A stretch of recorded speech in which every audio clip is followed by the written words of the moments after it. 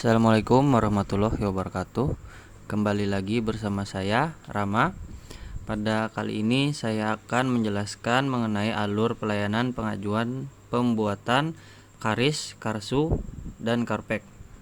Namun sebelum saya menjelaskan alur pelayanannya, saya akan menjelaskan pengertian dari kartu tersebut. Yang pertama itu kartu istri atau yang kita kenal dengan karis, dan kartu suami yang kita kenal dengan karsu. Kepada setiap istri pegawai negeri sipil diberikan kartu istri disingkat karis, dan kepada setiap suami pegawai negeri sipil diberikan kartu suami disingkat karsu. Karis atau karsu adalah kartu identitas istri atau suami pegawai negeri sipil, dalam arti bahwa pemegangnya adalah istri atau suami sah dari pegawai negeri sipil yang bersangkutan. Karis atau karsu berlaku selama yang bersangkutan menjadi istri atau suami sah dari pegawai negeri sipil yang bersangkutan.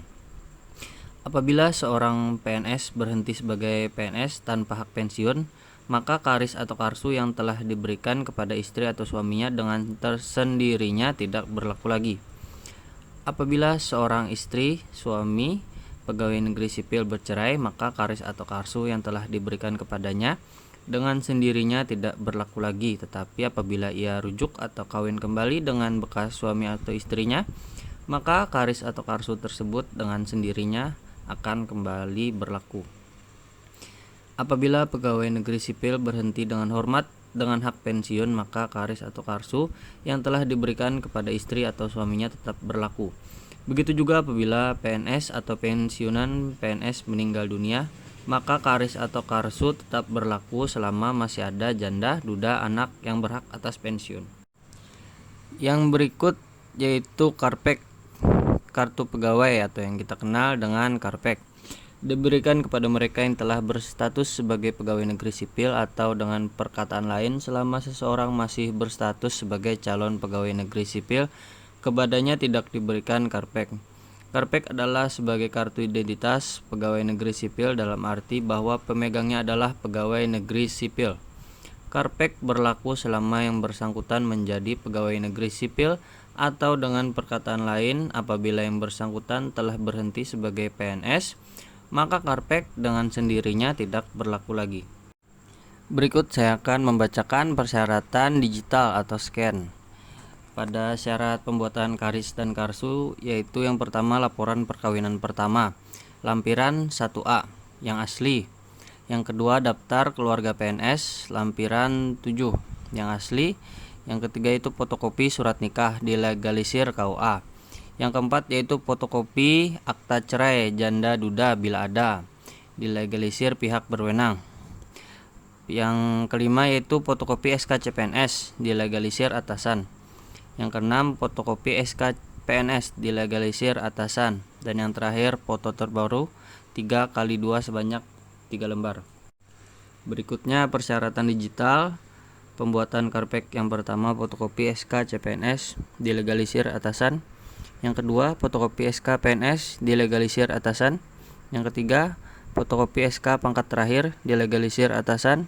Yang keempat, fotokopi SK konversi NIP bagi PNS yang NIP-nya telah dikonversi, dilegalisir atasan. Yang kelima, fotokopi STTPL, dilegalisir yang mengeluarkan atau yang berwenang. Yang keenam, fotokopi ijazah, dilegalisir yang mengeluarkan atau yang berwenang. Dan yang terakhir, foto terbaru 2x3 sebanyak 3 lembar. Dan berikut adalah alur pelayanan pengajuan pembuatan karis, karsu, atau karpek. Yang pertama dilakukan oleh pemohon. Pemohon membaca persyaratan sesuai kebutuhan dari lembar periksa. Dan yang kedua dilakukan pemohon membuat berkas persyaratan yang dibutuhkan sesuai yang terdapat pada lembar periksa. Dan yang ketiga dilakukan oleh pemohon mendigitalisasi berkas fisik menjadi format digital berupa PDF.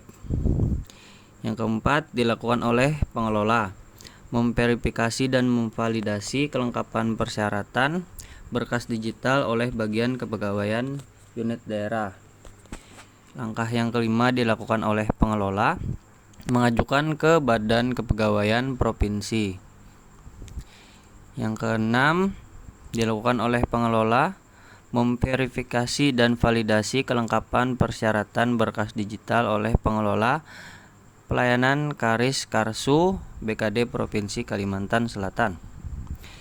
Langkah ketujuh yaitu dilakukan oleh pengelola memproses pengajuan persyaratan yang lengkap dari BKD ke BKN. Langkah yang kedelapan yaitu dilakukan oleh pengelola memproses BKN dengan durasi 1 sampai dengan 3 bulan. Langkah yang ke-9 penerbitan kartu oleh BKN. Langkah ke-10 yaitu penyerahan kartu dari BKN ke BKD. Langkah yang terakhir yaitu pendistribusian kartu oleh BKD kepada perangkat daerah atau unit daerah.